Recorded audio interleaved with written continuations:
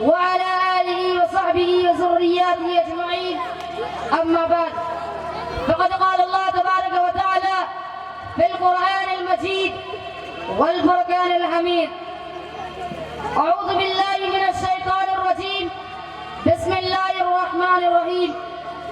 ومن يرتد منكم عن دينه فيمت وهو كافر فأولئك حبطت أعمالهم في الدنيا والآخرة وأولئك أصحاب النار هم فيها خالدون. محترم سامعین، حکم صاحبان و معزز علماء کرام، بزرگوں، دوستوں، ساتھیوں، اساتذہ کرام، مہمانان خصوصی اور خواتین اسلام، آج کے سالانہ انجمن میں جس موضوع کو لے کر حاضر ہوا ہوں وہ ہے دختران ملت ارتداد کے دہانے پر. محترم سامعین، ابھی آپ حضرات کے سامنے میں نے جو آیت کریمہ پڑھی ہے، اس کے اندر اللہ تعالیٰ ارشاد فرما رہا ہے: اور تم میں سے جو مرتد ہو جائے، مسلمان ہونے کے بعد اپنے دین کو چھوڑ دے، اپنے دین سے پھر جائے اور ہمارے اس حال میں کہ وہ کافر ہو، تو اولئک حبطت اعمالهم فی الدنیا والآخرہ، یہی وہ لوگ ہیں جن کے اعمال دنیا و آخرت میں برباد ہو گئے. اولئک اصحاب النار، یہ لوگ جہنمی ہیں اور اس میں ہمیشہ رہنے والے ہیں. محترم سامعین، ارتداد اس راستے پر پلٹنے کو کہتے ہیں جس سے کوئی آیا ہو، اور لفظ مرتد اسلام سے کفر کی طرف پلٹنے کے لیے خاص ہے. یعنی مسلمان اپنے اس دین کو چھوڑ دے جو اللہ نے اس کے لیے پسند کیا ہے، اس کے بجائے کوئی اور مذہب اور عقیدہ اختیار کرے جو دین اسلام کے خلاف ہو. دین اسلام اللہ تعالیٰ کا ایک عظیم انعام ہے جو انبیاء علیہ السلام کے واسطے دنیا میں اتارا گیا. دنیا میں آخرت میں کامیابی کا راستہ صرف دین اسلامی ہے. جو شخص اسلام پر جیے گا اور اسلام ہی پر مرے گا وہی فلاح پائے گا، اس کے بغیر کامیابی کا تصور ہی نہیں. دور حاضر فتنوں کا دور ہے، طرح طرح کے فتنے ظہور پذیر ہو رہے ہیں. ہر نئے دن ہمیں ایک نئے قسم کے فتنے سے سابقہ پڑ رہا ہے. ان فتنوں میں سے ایک فتنہ ارتداد بھی ہے جس کے ظاہری اثرات مسلم معاشرے میں تیزی سے پھیل رہے ہیں. راتوں دن مسلم خواتین کو مرتد بنانے کی کوشش کی جا رہی ہے. ارتداد امت کے لیے بڑا چیلنج ہے. اپنوں کا دین اسلام سے پھر جانا اور مرتد ہونا بڑے دکھ کی بات ہے. ہر فرد کو دختران ملت کے ارتداد پر فکر مند ہونا چاہیے. اس وقت سارے دنیا میں دین اسلام کو مٹانے اور اسلام سے پسند کرنے کی کوشش کی جا رہی ہے. اسلام کے دشمن اسلام کو صفحہ ہستی سے مٹانے کی بھرپور کوشش کی جا رہی ہے اور دینی محمدی کے چراغ کو بجھانے کی سعی مضمون کی جا رہی ہے. حالانکہ وہ یہ بھول بیٹھے ہیں کہ ہم کو مٹا سکے یہ زمانے میں دم نہیں، کہ ہم کو مٹا سکے یہ زمانے میں دم نہیں. ہم سے زمانہ خود ہے، زمانے سے ہم نہیں. اسلام کی مخالف طاقتیں بھرپور کوشش کر رہی ہے کہ کم از کم مسلمانوں کی مسلمانیت باقی نہ رکھی جائے. ایک طرف نوجوانوں کا ایک بڑا طبقہ اسلام سے دوری اختیار کر چکا ہے، تو دوسری طرف فرقہ پرست طاقتیں مسلم بچیوں کو ارتداد کے دہانے تک پہنچا رہی ہے. اور یہ صورتحال باعث تشویش ہے. مسلم بچوں اور بچیوں کو دین اسلام سے متنفر کیا جا رہا ہے. عصری تعلیم سے وابستہ طلبہ و طالبات کے دل و دماغ میں شبہوں و شبہات کے کانٹے بوئے جا رہے ہیں. حدیث کا انکار، قانون شریعت پر اعتراض، اسلامی شریعت کا مذاق، تعلیم پر اعتراض، مخلوق تعلیم کی طرف رجحان، مسلم خواتین کی بے حجابی، غیر مسلموں سے نکاح وغیرہ، یہ وہ باتیں ہیں جو دلوں میں کانٹے کی طرح چبھ رہی ہے. لیکن سوال یہ ہے کہ قصوروار کون؟ وہ ماں باپ جنہوں نے پرورش غیر اسلامی طرز پر کی، گھر کے ماحول کو دینی نقطہ نظر سازگار نہیں بنایا، انہیں عقیدہ توحید سے آراستہ پیراستہ نہیں کیا، دین کی اہمیت نہ سمجھائی. یہ وہ مخلوق تعلیم جہاں طلبہ و طالبات کو اپنے آزادانہ میل چول کے پورے مواقع فراہم کیے جاتے ہیں اور اختلاف انہیں ارتداد کے راہ پر لے جا رہا ہے. مخلوق تعلیم فتنے ارتداد کے بڑھانے اور فروغ دینے میں بڑا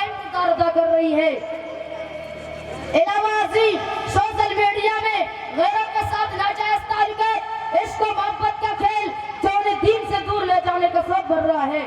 افسوس ان کی معصومیت ہوناداری پر ہو رہا ہے. وہ یہ بھی نہیں سمجھ پا رہے کہ ان کا یہ قدم انہیں جہنم کی طرف لے جا رہا ہے.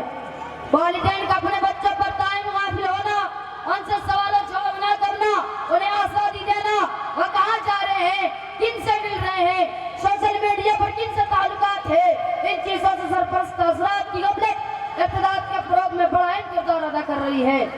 حال یہ ہے کہ معزز اور شریف گھرانے کی بچیاں ان فتنے کی چمٹ میں ہیں اور بچیوں کی ان کرتوتوں نے کئی والدین کو خودکشی کرنے پر مجبور کیا ہے. محترم سامعین، ارتداد شریف کی نظر میں جرم عظیم ہے جس کی سزا قتل ہے، بلکہ حضرت علی رضی اللہ عنہ کے پاس کچھ بے دین لوگ لائے گئے. حضرت علی رضی اللہ عنہ نے انہیں زندہ جلوا دیا. یہ خبر ابن عباس رضی اللہ عنہ کو پہنچی تو انہوں نے کہا اگر میں حاکم ہوتا تو ان کو کبھی نہیں جلواتا، کیونکہ آپ صلی اللہ علیہ وسلم نے آگ میں جلانے سے منع فرمایا. آپ صلی اللہ علیہ وسلم نے فرمایا آگ اللہ کا عذاب ہے، تم اس کے عذاب سے کسی کو مت عذاب دو.